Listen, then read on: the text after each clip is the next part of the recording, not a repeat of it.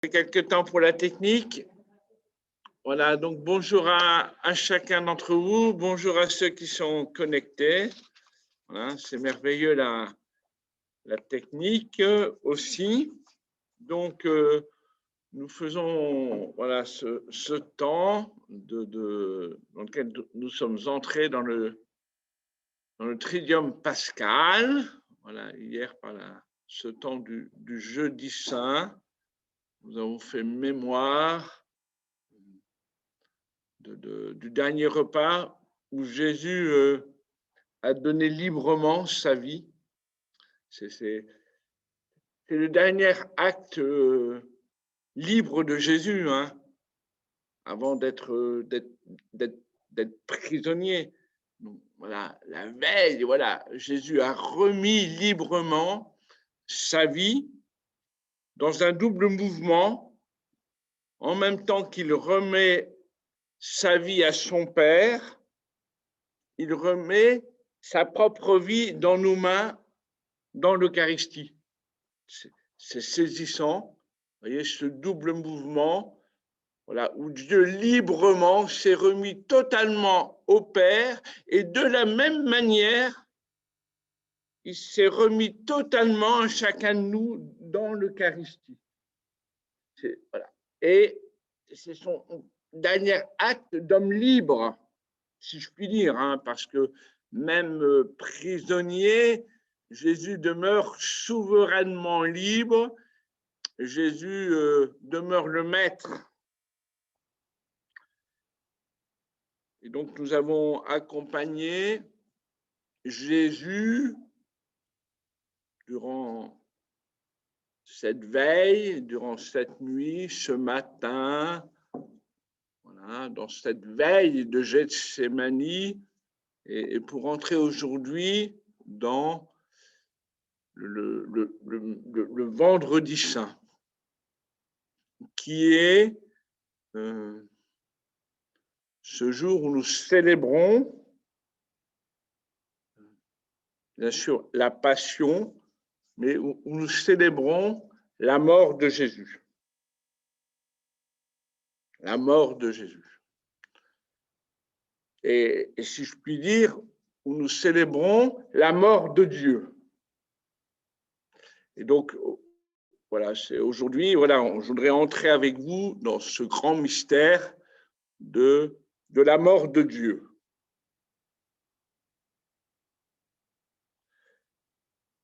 Notamment à travers la liturgie de l'office de la Passion, comme il est appelé. Puis je verrai le temps que j'ai, le temps que je prends, le temps que je cause. Voilà, parce que je ferai peut-être une petite méditation sur les 7 dernières paroles de Jésus en croix, mais je ne suis pas sûr d'avoir le temps. Et donc, on va essayer d'entrer dans le grand mystère de la mort de Jésus. Je vous propose que nous fassions les uns et les autres maintenant, chez vous, que nous nous revêtions du signe de la croix, chacun, au nom du Père et du Fils et du Saint-Esprit. Amen.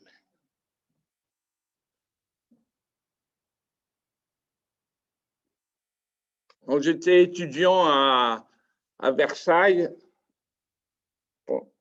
pendant le matin, là où j'allais en cours, c'était un reste des années 70-80. On pouvait voir sur un grand mur à Versailles, Dieu est mort, signé Nietzsche.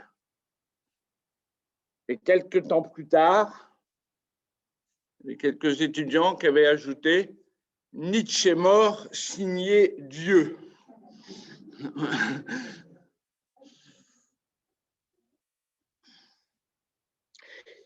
Hier, j'ai célébré les obsèques d'un homme de 45 ans qui a été emporté en quelques jours par une maladie. En quelques jours, il est mort. Et à la fin de la célébration, Il y a une amie de la famille vient me voir en me disant « c'est inhumain ». Et de fait, ça sonnait juste. C'est inhumain. Et c'est pour ça que c'est l'affaire de Dieu. J'ai pensé intérieurement. Elle a tout à fait raison. C'est inhumain. Et c'est justement parce que c'est inhumain que Dieu s'en est mêlé, si je puis dire. Parce que la mort de l'innocent, la mort de cet homme, 45 ans, et au-delà de la mort de cet homme de 45 ans, la mort, hein, par deux fois nous trouvons ça dans l'Écriture, notamment une fois dans le livre de la sagesse, Dieu n'a pas voulu la mort. C'est important d'entendre cela. Dieu n'a pas voulu, n'a pas créé la mort. On trouve ça deux fois dans l'Écriture. Et c'est parce que Dieu n'a pas voulu, n'a pas créé la mort, que la mort, elle est antinomique de la personne humaine, que seul Dieu pouvait prendre sur lui la mort.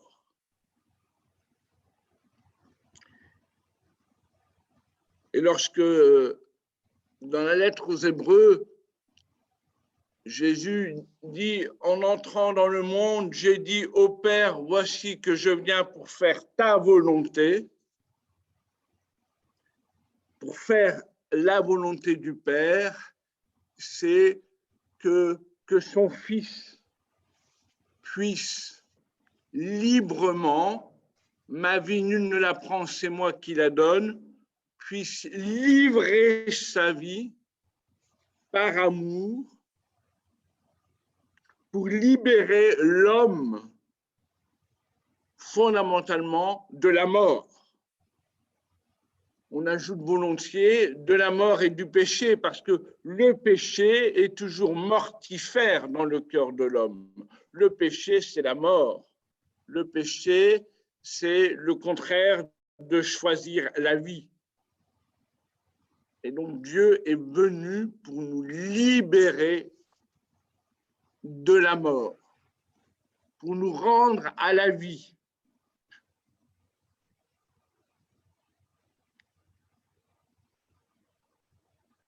Parce que notre vie, Dieu l'a faite, il nous l'a donnée pour une éternité. Une éternité. J'aime beaucoup prendre le dimanche, peut-être vous l'avez remarqué, mais souvent, dans la préface du dimanche du temps ordinaire, vous savez, on a le choix entre 5 préfaces comme ça à la messe, et je prends à 90% la préface où est-ce qu'il est dit, où nous entendons, la vie éternelle est déjà commencée. Notre vie éternelle est déjà commencée. La vie éternelle ne commence pas avec la mort. La vie éternelle est déjà commencée. Nous sommes dans la vie éternelle. La vie éternelle, c'est de te connaître, toi, le vrai Dieu. C'est la vie éternelle. Et la mort, justement là où la mort pouvait être comme une fin, une impasse, eh bien, par la mort et la résurrection de Jésus, la mort est devenue passage pour la vie, passage.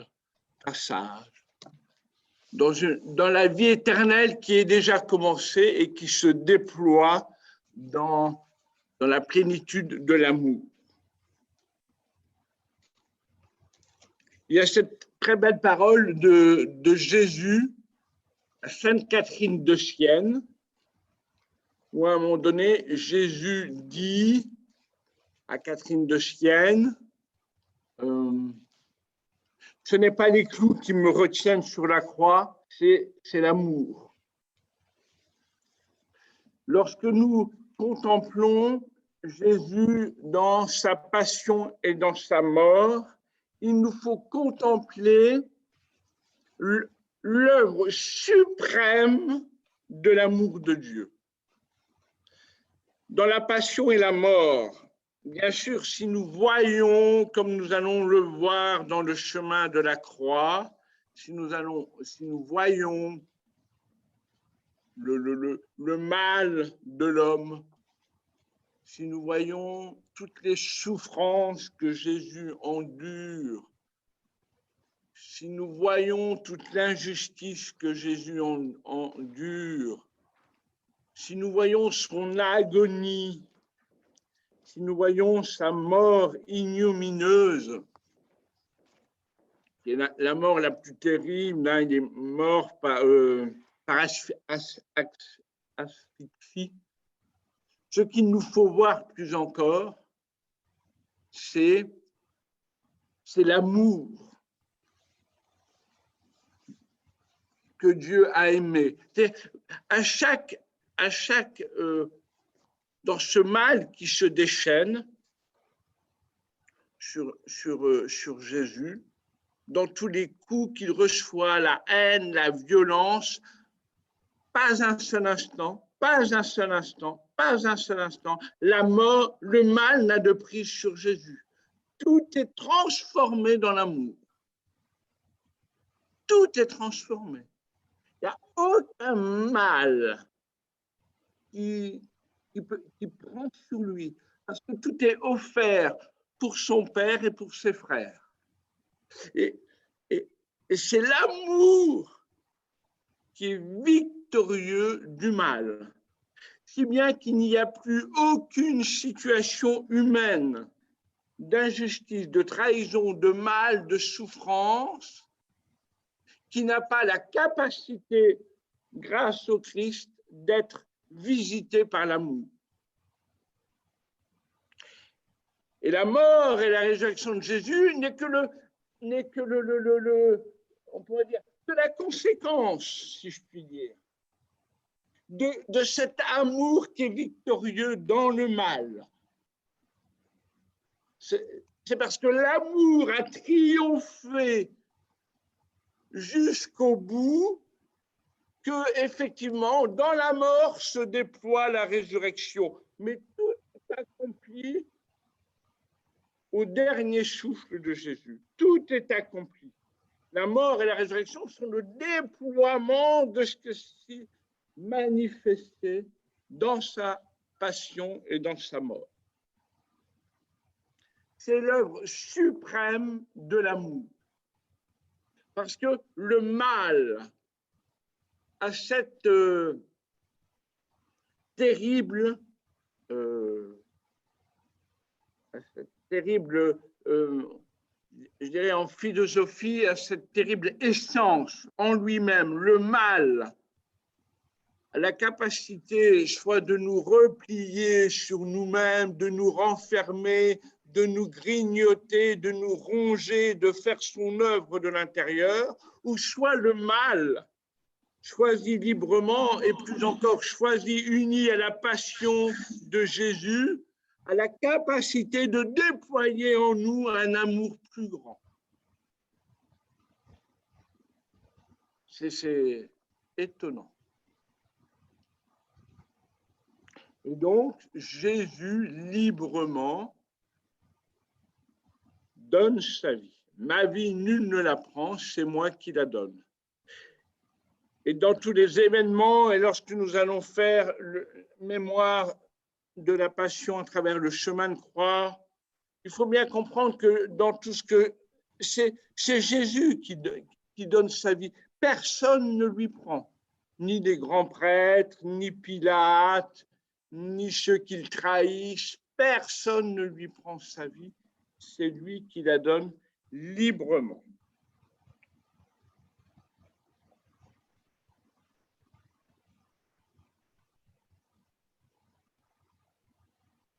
Je voudrais regarder avec vous la structure de l'office de la passion. Parce que ça, c'est l'intro que je n'avais pas prévu, donc je sens que je ne vais pas avoir le temps de vous filer les 7 paroles du Christ en croix, mais j'essaierai de les mettre disponibles. Parce que, vous voyez, hein, la liturgie est maîtresse, elle nous éduque, elle nous enseigne. Et donc, c'est bien de regarder la structure de l'office de la Passion, qui est un peu unique en son genre, dans l'année liturgique. Vous le connaissez à peu près. Voilà.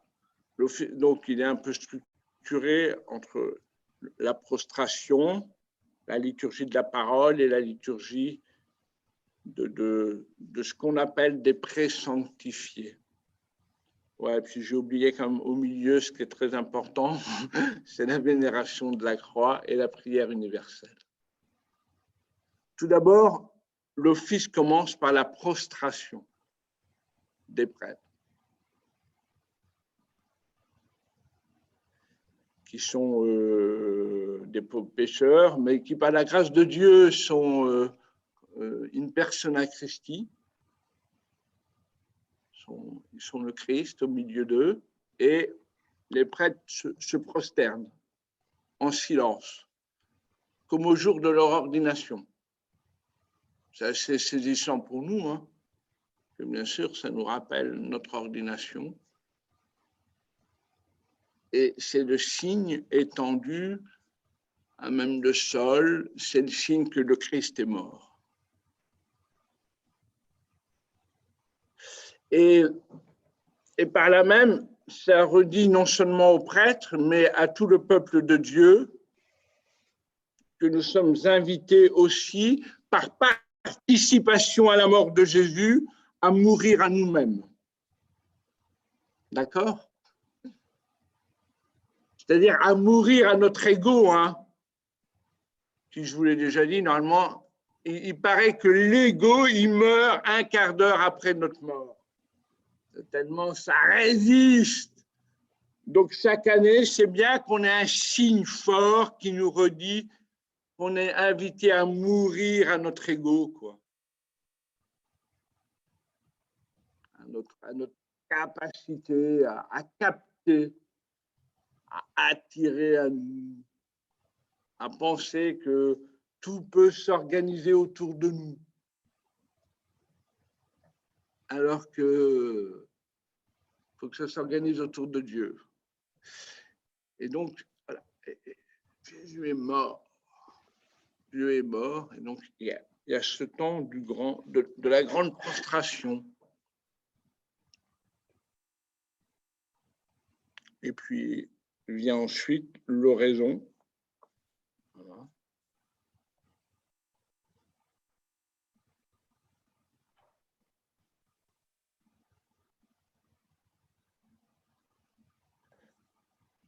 Je regarde, hein, je prie le missel, je regarde l'oraison du jour. Vous voyez, Seigneur, nous savons que tu aimes sans mesure. Voilà. Nous est redit, voilà, donner sa vie par amour. C'est le temps de la grande prostration, de l'oraison, et ensuite nous entrons dans la liturgie de la parole. Donc il y a 3 lectures. La première, c'est Isaïe, il y a la deuxième, c'est Hébreu, et l'évangile, on lit toujours le vendredi saint, la Passion selon Saint Jean. Dimanche, on a entendu Saint Marc, hein, année ABC, donc Matthieu, Marc, Luc, ABC, mais tous les vendredis saints, on entend la Passion de Saint Jean. À travers ces 3 lectures, la liturgie veut nous faire contempler Jésus serviteur, Jésus le grand prêtre, Jésus le roi des Juifs. C'est ça, dans les 3 lectures, on va contempler tout d'abord le serviteur souffrant, Isaïe. Je ne suis pas venu pour être servi, vie, mais pour servir, pour donner ma vie en rançon pour la multitude, le serviteur qui va jusqu'au bout de l'amour. La deuxième lecture, c'est Jésus qui chauffe comme le grand prêtre. C'est cette lettre aux Hébreux que nous lisons, où Jésus, le grand prêtre, voilà, si autrefois, pour expier du mal et du péché, il fallait offrir sans cesse des sacrifices d'agneaux, de boucs, de taureaux, d'animaux, voici que Jésus devient la victime parfaite, mais il est non seulement la victime parfaite, mais il est le grand prêtre qui offre parfaitement et avec cette insistance que Jésus, le grand prêtre, s'est offert une fois pour toutes. Une fois pour toutes. Dans l'Ancienne Alliance, on renouvelle sans cesse les sacrifices. Et comme le grand prêtre, jusqu'à présent, tous les ans, entrait dans le Saint des Saints pour offrir, Jésus a offert une fois pour toutes et il a racheté tous les péchés depuis celui d'Adam jusqu'au dernier homme. Une fois pour toutes. C'est fait, tout est accompli, il n'y a plus besoin, c'est fait. Le monde est sauvé, une fois pour toutes. C'est génial. Une fois pour toutes, le monde est sauvé. Le sacrifice dans l'amour a été parfait. Le monde est sauvé. Totalement. Mais ce n'est pas encore totalement manifesté. C'est totalement sauvé, une fois pour toutes. L'amour a triomphé. Ça va, à l'écran, il voit. Hein, l'amour a sauvé le monde une fois pour toutes. Tout est fait, tout est accompli, comme Jésus l'a dit. Et voilà. Et donc, dans la lettre aux Hébreux, c'est le grand prêtre qu'il nous fallait. Et donc, tout est sauvé, mais tout n'est pas encore totalement manifesté. Mais tout est sauvé. Et donc l'homme doit entrer dans la victoire qui est déjà acquise pour manifester la victoire. Vous comprenez? Et donc ça, c'est super important et rempli d'espérance devant tout le mal. Parce qu'on n'a pas à sauver le monde. On n'a plus à sauver le monde. On n'a plus à être inquiet du mal. Dès qu'on est inquiet du mal, c'est d'une certaine manière qu'on manque de foi, de croire que Jésus est victorieux une fois pour toutes du mal. Alors, ça ne veut pas dire que le mal peut nous atteindre au niveau des sentiments que nous éprouvons. On peut éprouver de la tristesse, de l'angoisse, mais fondamentalement, le chrétien sait que le mal est vaincu une fois pour toutes. Et donc, fondamentalement, il est appelé à ne pas avoir peur du mal puisqu'il est vaincu. Comment pourrais-je avoir peur de ce qui est déjà vaincu? Je suis victorieux avec Jésus. Et dans la foi, il nous faut apprendre à comment dire, à prendre autorité avec Jésus sur le mal. Seigneur, au nom de ta victoire sur le mal, je choisis dans la foi de faire confiance, de ne pas me laisser dominer par la peur, l'angoisse, parce que tu as vaincu le monde. Et donc, c'est ce que nous entendons dans la lettre aux Hébreux. Et l'Évangile nous fait contempler Jésus comme roi. roi des Juifs. Il est le roi des Juifs, c'est sa royauté. On célèbre dans la fête du Christ roi. Bien sûr, il est roi des Juifs.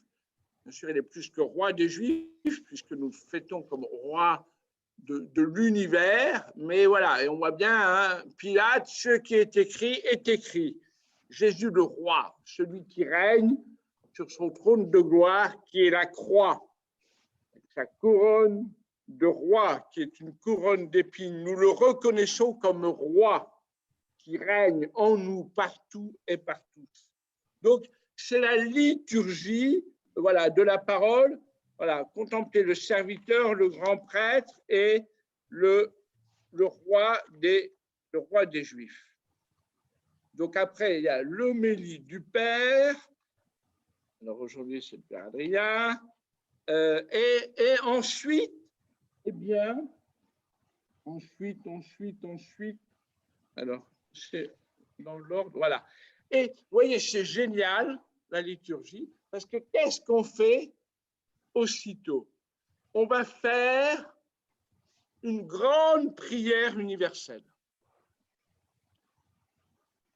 Aussitôt, vous voyez, après avoir entendu le récit de la Passion, vous voyez, dans le récit de la Passion, vous voyez, il y a la mort de Jésus, il est mis au tombeau.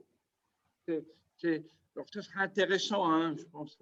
C'est un Joseph qui va chercher Jésus, Joseph d'Arimathie.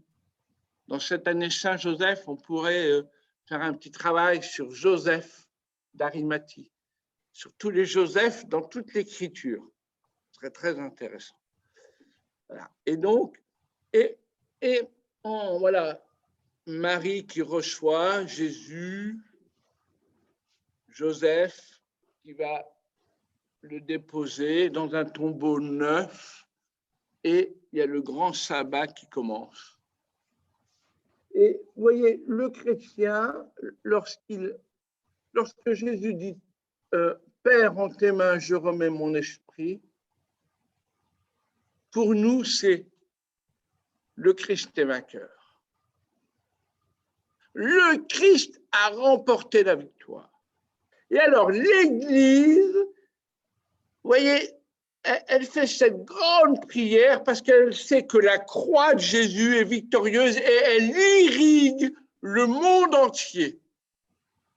En faisant cette grande prière universelle, on affirme que Jésus est victorieux pour tout homme. Et donc, il y a 10 intentions de prière qui recoupent tous les hommes de tous les temps, de toutes les générations, dans toutes les conditions, pour que la victoire de Jésus touche le cœur de chacun. Vous voyez? Donc, on commence pour la Sainte Église. Voilà, on n'est jamais mieux servi que par soi-même.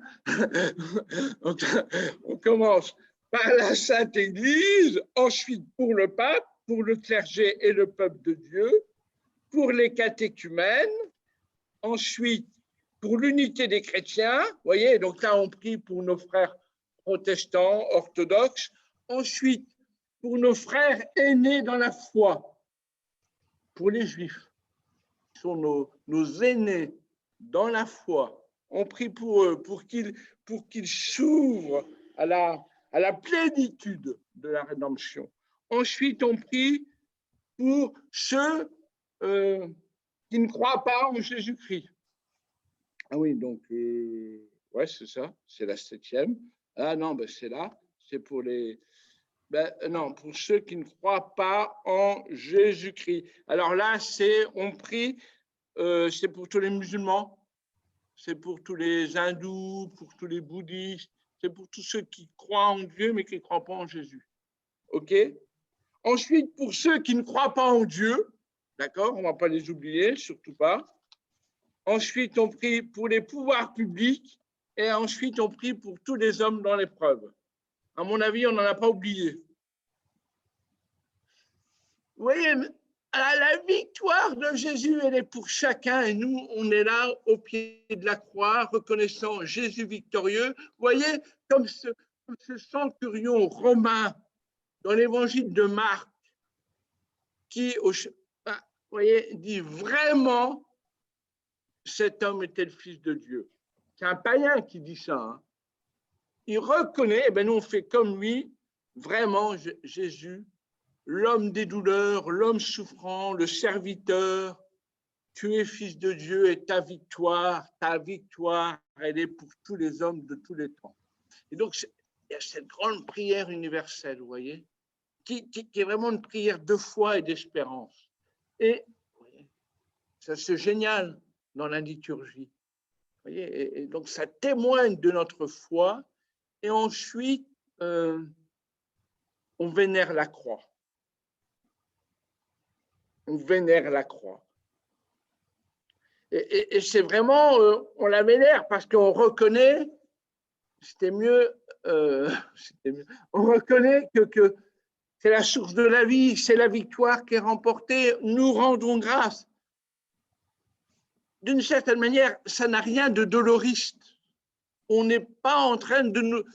Dans les sentiments de la liturgie, à ce moment-là, dans l'office de la Passion, après la prière universelle, on n'est pas dans un sentiment de compassion avec Jésus, qui est plutôt lié au chemin de croix. On accompagne Jésus dans son épreuve. Mais dans l'office de la Passion, à ce moment-là, c'est nous vénérons au Christ, c'est comment on dit, au Christ, voici le bois, voilà, c'est génial, voici le bois de la croix qui a porté le salut du monde, venez, adorons. Vous voyez, on est dans l'adoration de Jésus qui a remporté la victoire du salut. Et donc, on adore, on vénère, on rend grâce. Vous voyez, c'est vraiment des sentiments de foi, d'espérance, voire d'action de grâce. Vous voyez, dans la liturgie, on a une fête le 14 septembre qui s'appelle la fête de la gloire glorieuse. Et où là, il n'y a aucune retenue. On fête la croix. Le vendredi saint, peut-être ce serait un peu malvenu de dire on fait la fête de la croix. Vous voyez, parce que Jésus est mort. Et donc, on est, voilà, et de fait, liturgiquement, si on est un peu dans la chronologie des événements, on attend sa résurrection. Vous voyez, dans une chronologie qui fait mémoire. Mais nous qui savons, parce qu'on sait bien qu'il est ressuscité, nous qui savons qu'il est ressuscité, nous qui croyons que la victoire est définitive, cette vénération et cette adoration de la croix, elle est déjà, vous voyez, elle est comme une anticipation de la fête de la gloire glorieuse, mais nous retenons nos sentiments, vous voyez, parce qu'il y a cet accompagnement de la compassion. Mais profondément, on est quelque chose de tonique dans l'ordre de la foi. Ça va? Il est quelle heure là? Ah ouais, quand même. Bon, on va. Et puis ensuite, liturgiquement, traditionnellement, on chante le chant des impropères. Ça vous dit quelque chose? Non? Alors, oui, je pense qu'on va les prendre là. Hein. Le chant des impropères, c'est un chant qui nous vient je crois, alors, non, c'est quoi ça? Voilà, c'est là. Qui nous vient qui nous vient de la tradition de la Syrie, voilà, est issu de l'église syrienne. Voilà, c'est un chant, voilà, qu'on a gardé, d'où normalement quand on le chante, mais je ne sais pas quelle version on va prendre, mais il y a des versions françaises qui ont gardé des passages en grec pour garder, on conserve notre patrimoine liturgique de cette belle tradition syrienne. Et donc, c'est un chant. Vous voyez, alors, et ça vient un petit peu tempérer ce que je vous ai dit tout à l'heure. Vous voyez, on on oscille entre l'émotion de la passion, de la mort de Jésus, et en même temps déjà de reconnaître sa victoire. Vous voyez, on est dans des sentiments qui sont un peu paradoxaux. Vous voyez. Et donc, la liturgie nous le fait sentir. Vous voyez, à la fois, on est dans la victoire, mais en même temps, voilà, on vient de se passer tout ce mal. Et donc, dans le chant des impropères, c'est un dialogue entre Dieu et son peuple. Et c'est, alors, le mot impropère, hein, voilà, vient d'un mot latin improperium, qui, si on veut le traduire, se nomme reproche. Et ce dialogue, c'est le dialogue entre Dieu et son peuple, où Dieu dit, en gros, souviens-toi de tous les bienfaits que j'ai accomplis pour toi lorsque tu étais sous l'oppression du peuple en Égypte. Tu étais sous l'oppression et moi je t'ai libéré. Et on fait mémoire, vous voyez, de toutes les merveilles que Dieu a fait pour son peuple. Il l'a libéré des plaies d'Égypte, il l'a libéré de la mort, de l'esclavage.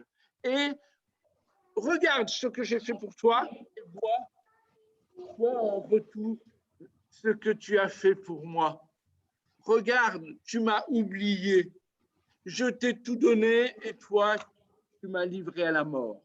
C'est très saisissant, ce dialogue, voilà, qui nous plonge dans une émotion, mais en même temps, voilà, qui fait aussi partie de la liturgie, vous voyez, et donc qui nous fait bien osciller entre ces sentiments de compassion et en même temps d'entrer dans la victoire de Dieu. On échange les impropères? Oui, d'accord. Bien?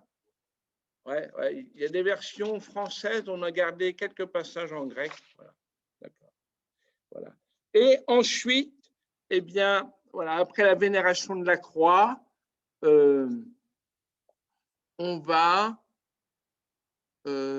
vivre la communion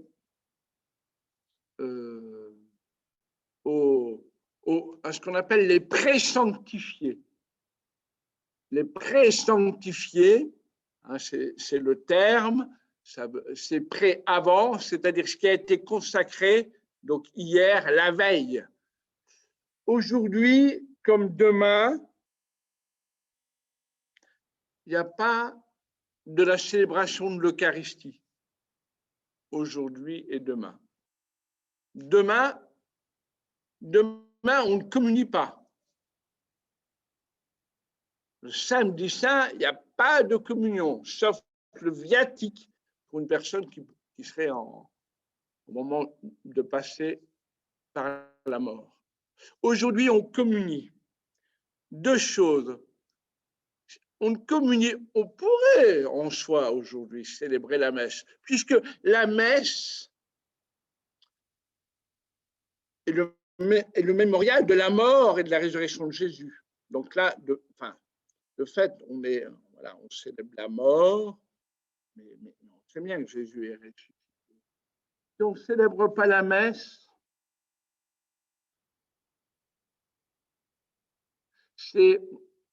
alors je relisais ça hier soir, c'est pour se redire que Jésus a été vainqueur une fois pour toutes. Une fois pour toutes. La victoire, elle est acquise. Vous voyez, je lis, hein, c'est un théologien, pour donner plus de relief au sacrifice du calvaire offert par le Christ une fois pour toutes, l'Église ne renouvelle pas sacramentellement ce sacrifice, pour mettre en relief le sacrifice du Christ offert une fois pour toutes.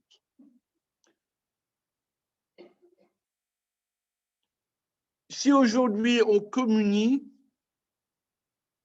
mais pas demain, c'est aussi pour nous, c'est une expérience qu'on fait du viatique pour nous donner la force de passer à travers la mort.